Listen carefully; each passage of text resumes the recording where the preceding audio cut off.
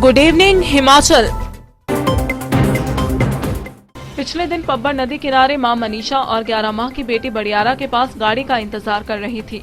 अचानक बेटी सड़क से फिसलकर नदी में जा गिरी। इसी बीच मां भी बच्ची के पीछे कूद गई। दोनों ने अपनी जान गंवा दी। मां का शव तो मिल गया, लेकिन दूसरे दिन कड़ी मशक्कत के बाद भी 11 माह की बेटी का शव नहीं मिला है। यह इस पॉइंट में पहला हादसा नहीं है। इस पॉइंट पर इससे पहले भी कई लोग नदी में गिर जाने से जान गंवा चुके हैं। इस पॉइंट पर रेलिंग होती तो शायद आज मां और मासूम बेटे को अपनी जान ना गंवानी पड़ती। एसडीएम रोहडू बीआर शर्मा ने संबंधित पॉइंट पर रेलिंग लगाने के आदेश जारी किए हैं। मेरे ध्यान में लाया गया कि जिस पॉइंट पे ये हादसा हुआ था कल, उस जगह पे पहले भी शायद 2014 में इसी तरह का एक हादसा हो चुका है। तो मैं जो है पीडब्ल्यूडी को आदेश किए हैं कि उस पॉइंट पे जो है आप बैरिकेडिंग करें, जाली सी लगाएं, ताकि इस तरह की जो है आगामी इस तरह के दर्दनाक हादसे रोके जा सकें। और इस पर फॉलोअप लिया जाएगा और ताकि तुरंत ये लग जाए उस जगह। जिला कांगड़ा के देहरा थाना के तहत गुरुवार शाम को नक्की में एक प्रवासी मासूम बच्ची की लेंटर से गिरने के कारण मौत हो गई।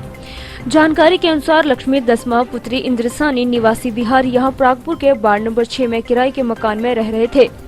बच्ची गुरुवार शाम को लेंटर से गिर गई, जिसे इलाज के लिए सिविल अस्पताल देहरा लाया गया, जहां पर डॉक्टर्स ने बच्ची को मृत घोषित कर दिया। वार्ड पंच दिलबाग सिंह ने बताया कि प्रवासी पिछले 10 सालों से किराए के मकान में रह रहे थे और गुरुवार को बच्ची लेंटर से गिर गई थी। उधर थाना प्रभारी सुरेश कुमार ने बताया कि बच्ची के शव को पोस्टमार्टम के बाद परिजनों को सौंप दिया है। हाँ जी, मैं वार्ड नंबर 6 का बोल रहा हूँ, दिलबाग सिंह। हमारे पास एक भैया पार्टी ये रहती थी किराए पर तकरीबन 10 साल से, और इनके 10 महीने की बच्ची थी। वो ओढ़ा देती और बाथरूम लेटर के ऊपर से नीचे गिर गई और उसकी देर आते आते डेथ हो गई। बोलो। अभी मैडम आ गए डॉक्टर, अभी उनका पोस्टमार्टम करेंगे और उसके बाद हम उस डेड बॉडी को वापस ले जाएंगे। कुल्लू व मंडी जिला की सीमा पर स्थित झीड़ी में कुल्लू की ओर आने वाले यात्रियों को काफी परेशानी उठानी पड़ रही है। यहां पर 4 लेन का काम होने के साथ कुल्लू जिला में प्रवेश लेने वाले वाहनों के लिए लगे नाके पर लोगों को लंबा इंतजार करना पड़ रहा है। 4 लेन के काम के कारण यहां गर्मी के बीच वाहनों को आधे घंटे तक रुकना पड़ता है।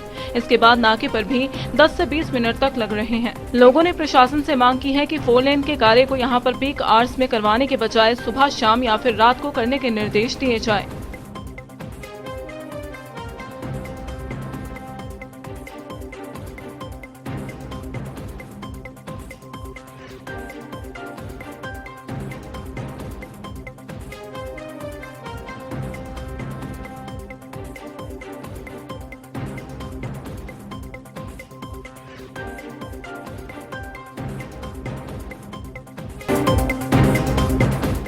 Pong dam fisheries man cooperative society Dehra में मछली खरीद के ओपन ठेके की बोली में धांधली के आरोप के बाद अब जांच का दौर शुरू हो गया है।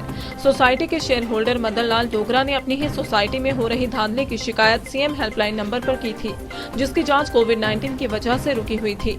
अनलॉक के बाद अब एक बार फिर से घपले की जाँच शुरू हो गई है। पालमपुर से doctor Laval Kumar fisheries assistant director को जांच अधिकारी नियुक्त किया गया है। उन्होंने कहा कि जांच की जा रही है। इससे पहले जांच अधिकारी ने शिकायतकर्ता व ठेकेदार के बयान कलमबद्ध किए। शिकायतकर्ता मदनलाल डोगरा ने कहा कि अवैध तरीके से हुई मछली खरीद ठेके की ओपन बोली में धांधली हुई है। शिकायतकर्ता ने जाँच अधिकारी से मांग की है कि विभाग तुरंत निरस्त करके दोबारा बोली करवाए। ये जो 1100 नंबर पे जो हेल्पलाइन पे मैंने जो कंप्लीट की थी, उसका एक मुझे सुबह फ़ोन आया था कि कांगड़ा से कोई अधिकारी आ रहे हैं। ये नहीं मुझे बताया कि कौन से अधिकारी हैं वो, लेकिन आया तो उनको मैंने दे दिया अपना कि मैं इससे सेटिस्फाइड नहीं हूँ और भविष्य में जब भी कभी ऑप्शन हो तो ठेकेदार को रिटर्न जो है शर्तें दी जाए, क्योंकि इनके रजिस्टर कुछ और बोलते हैं और मुँह से ये कुछ और बोलते हैं, और जो मुझे शर्तें बताई गई वो तो एक नहीं है यहाँ रजिस्टर पे।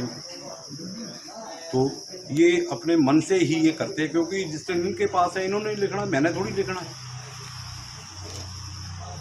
तो सारी ये जो बातें हैं वो मुझे तो ऐसे ही लग रही हैं। जब भी कभी ठेका हो, ऑप्शन हो, किसका ठेका? मछली का, जो देहरा कोऑपरेटिव सोसाइटी के मछली का जब भी ठेका हो तो उसमें ठेकेदारों को जो है जो शर्त है वो कंडीशन जो है वो रिटर्न में दी जाए। जो ठेकेदार आते हैं अपनी सिक्योरिटी जमा कराते हैं, उनको रिटर्न में शर्त दी जाए। सोसाइटी को वही जो 10,000 जो 285 है सर्दियों में और गर्मी में 165 है, वो यहाँ भी होने चाहिए। यहाँ भी मछुआरों को मिलने चाहिए। ये तो नहीं है कि यहाँ मछुआरों को 215 मिल रहे और वहाँ 265 मिल रहे और वहाँ 250 मिल रहे, वहाँ 300 कुछ मिल रहे। थोड़ा बताएं क्या जांच की गई है? जांच कुछ नहीं, ग्रीवेंसेस थी कुछ। मैं कोई स्टेटमेंट देने के ऑथराइज नहीं हूँ। इसके लिए हमारे माननीय सेक्रेटरी जी होते हैं ऑथराइज, तो मैं कोई स्टेटमेंट दे नहीं सकता। सिर्फ इनका जो जनरल इजलास होता है उसमें आपत्ति उठाई थी, तो उसके बारे में पता करने आया था। 1100 नंबर पर शिकायत की गई थी। हाँ, तो उसके बाद जब सेटिस्फाई नहीं हुआ आदमी, तो शिकायत मेरे को मेरे हेड ऑफ डिपार्टमेंट के थ्रू मेरे पास आई है, तो मैं इसकी जानकारी यहाँ जो लोग इन्वॉल्व थे उनसे ली। अब उसको सबमिट करूँ अपनी। अब क्या वो मतलब कैंसिल होगा कि? मैं नहीं इसके बारे में कुछ नहीं बोल सकता, मैं स्टेटमेंट दे नहीं सकता बेसिकली। अच्छा। इसके लिए ऑथराइज ही हमारे माननीय मंत्री दे सकते हैं या माननीय हमारे सेक्रेटरी लोग दे सकते हैं। आपका नाम सर?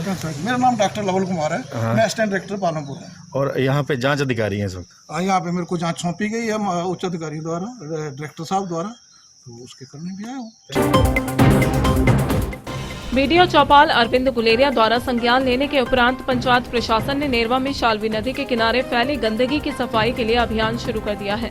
नेरवा बाजार और शाल्वी नदी की स्वच्छता को लेकर बीडीओ चौपाल ने 2 दिन पूर्व पंचायत को जरूरी निर्देश जारी किए थे, जिस पर पंचायत ने कार्रवाई शुरू कर दी है।